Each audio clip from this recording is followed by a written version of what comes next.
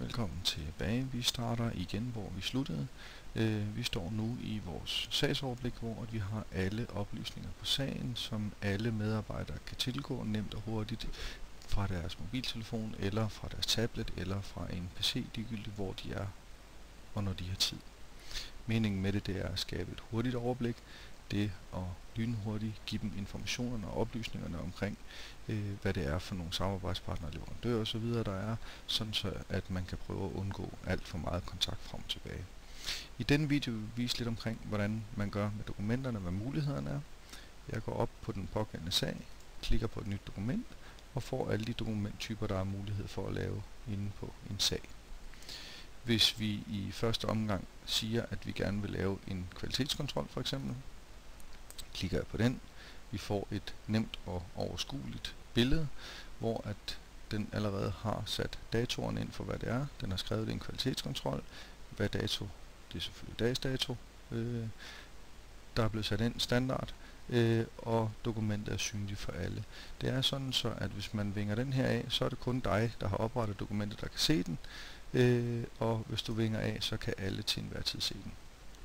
Det er nemt overskueligt. Det er hele meningen med vores program. Det er, at der skal ikke være så mange knapper. Vi har en her, der hedder tilføj et nyt punkt. Vi vil gerne vælge et foto til den pågældende sag.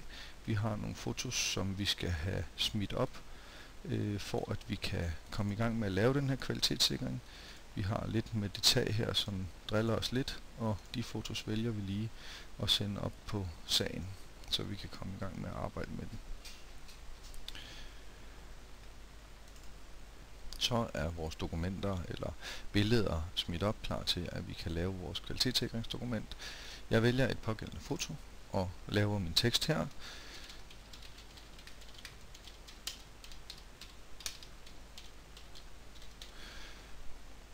Det er sådan set, hvad der skal til. Jeg siger OK.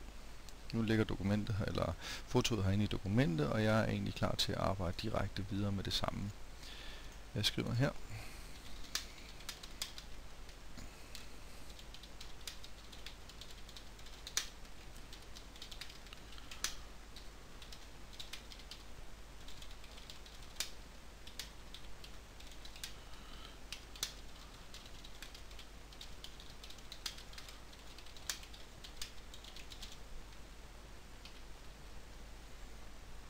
Så siger vi OK til den her.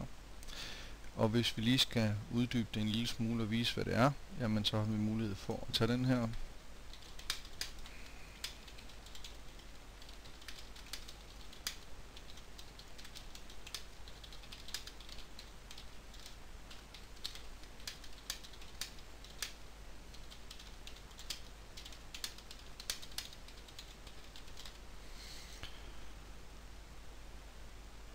Så er den lavet.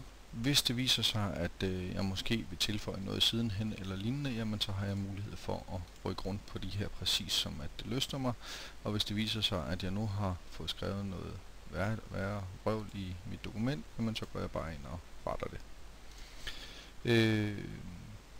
Når jeg er færdig med det, så siger jeg gem og luk, og så har jeg sådan set allerede oprettet en kvalitetskontrol. Det er således, at jeg nu har mulighed for at se min kvalitetskontrol som pdf, eller jeg har mulighed for at e-maile den med det samme. Jeg synes, det er meget rart lige at se den i første omgang, så hvis jeg trykker på pdf her, så får jeg den frem.